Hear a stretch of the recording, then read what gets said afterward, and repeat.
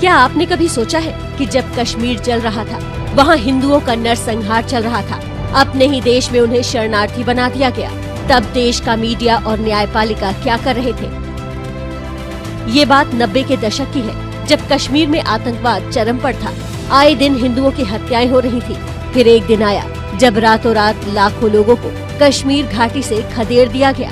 आपको ये जानकर संभवतः आश्चर्य हो कि तब भी भारतीय मीडिया बिल्कुल वही कर रहा था जो आज कर रहा है। मीडिया का ये चरित्र हर भारतीय को जानना चाहिए।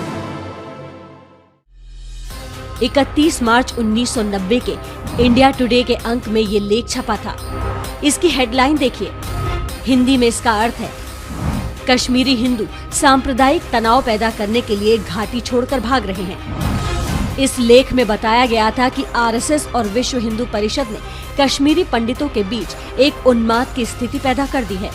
वो स्वयं ही अपने घर बार छोड़कर जा रहे हैं ताकि घाटी में अमन चैन के माहौल को खराब किया जा सके। इस लेख में कश्मीर की हिंसा के लिए आरएसएस और विश्व हिंदू परिषद को जिम्मेदार बताया गया। इसके अनुसार वास्तव में कश्मीरी हिंदुओं नहीं बल्कि मुसलमानों का पलायन हो रहा है।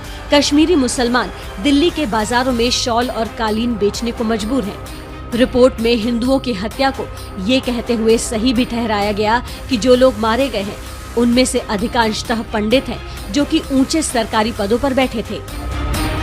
इंडिया टुडे की रिपोर्ट को लिखने वाले पत्रकार थे पंकज पचौरी, वही पंकज पचौरी जो बाद में लंबे समय तक एनडीटीवी नाम के चैनल में रहे।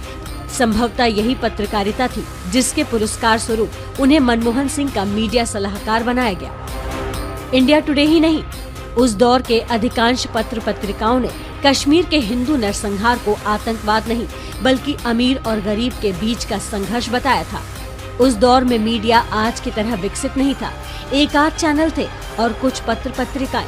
उनमें काम करने वाले अधिकांश पत्रकार वास्तव में कांग्रेस या वामपंथी दलों के वैचारिक कार्यकर्ता हुआ करते थे।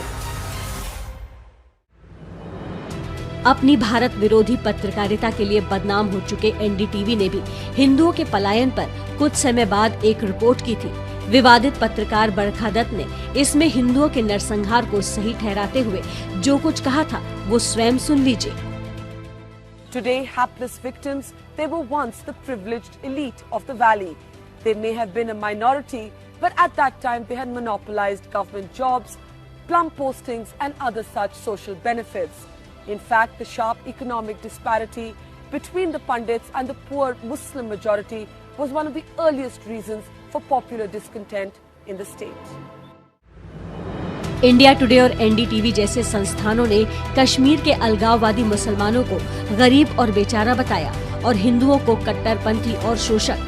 हिंदुओं की हत्याओं के अधिकांश समाचार भारतीय मीडिया द्वारा या तो सेंसर कर दिए गए या फिर उन्हें आपराधिक घटना की तरह दिखाया गया। हर ऐसे मामले के बाद मीडिया में बैठे वामपंथी और जिहादी पत्रकार इसे अमीर गरीब का संघर्ष बताकर भारतीय जनमानस की आंखों में धूल झोंकते रहे। किसी ने ये पूछने का प्रयास नहीं किया कि अमीर गरीब के बीच अंतर तो भारत के कई और क्षेत्रों में भी है, फिर ये खून खराबा कश्मीर में ही क्यों हो रहा है? विश्व के इतिहास में किसी नरसंहार का मीडिया द्वारा ऐसा बचाव कहीं और देखने को नहीं मिलता है।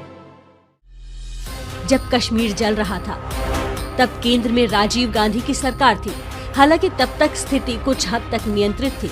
वर्ष 1989 के दिसंबर महीने में वीपी सिंह की सरकार बनी। कश्मीर के नेता मुफ्ती मोहम्मद सईद को गृह मंत्री बनाया गया। सरकार के शपथ लेने के मात्र एक सप्ताह बाद यानी 8 दिसंबर को मुफ्ती मोहम्मद सईद की बेटी रूबिया सईद के अपहरण का नाटक रच दिया गया।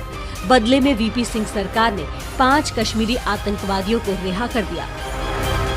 तब जाकर पहली बार पता चला कि कश्मीर में स्थिति इतनी खराब हो चुकी है।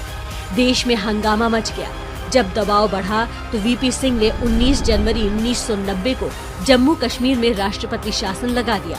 लेकिन केंद्र सरकार के इसी फैसले की कीमत सैकड़ों कश्मीरी हिंदुओं ने अपनी जान देकर और लाखों को विस्थापित होकर चुकानी पड़ी। 19 जनवरी 1990 की उसी रात को मस्जिदों से लाउड स्पीकर पर घोषणा की गई और लाखों काफिरों को रातों रात उनके पूर्वजों की धरती को छोड़ने को विवश कर दिया गया।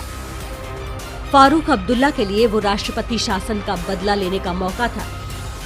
19 जनवरी 1990 को अपने घरों से खदेड़े गए कश्मीरी हिंदुओं ने कभी कल्पना नहीं की होगी कि एक दिन धारा 370 हटेगी और उनके घर लौटने की उम्मीद पैदा होगी, लेकिन वो असंभव भी आज संभव हो चुका है। कश्मीरी पंडितों को उनकी खोई जमीनें और घर बार वापस दिलाए जा रहे हैं। पहली बार कश्मीर में इस्लामी आक्रमणकारियों द्वारा तोड़े गए हिंदू मंदिरों के रख रखाव और मरम्मत पर ध्यान दिया जा रहा है। ये सब भारतीय सेक्युलर मीडिया की आंखों में चुभ रहा है। कश्मीर में हिंदुओं के साथ हुए अन्याय की ये कहानी हमारी आने वाली पीढ़ियों को भी पता होनी चाहिए। हिंदुओं के इस नरसंहार के लिए दोषी हर चेहरे को याद रखना होगा, ताकि फिर से वो कोई घात न करने पाए। इस रिपोर्ट में हमने जो कुछ भी बताया उसका संदर्भ आप इस वीडियो डिस्क्रिप्शन में पा सकते हैं।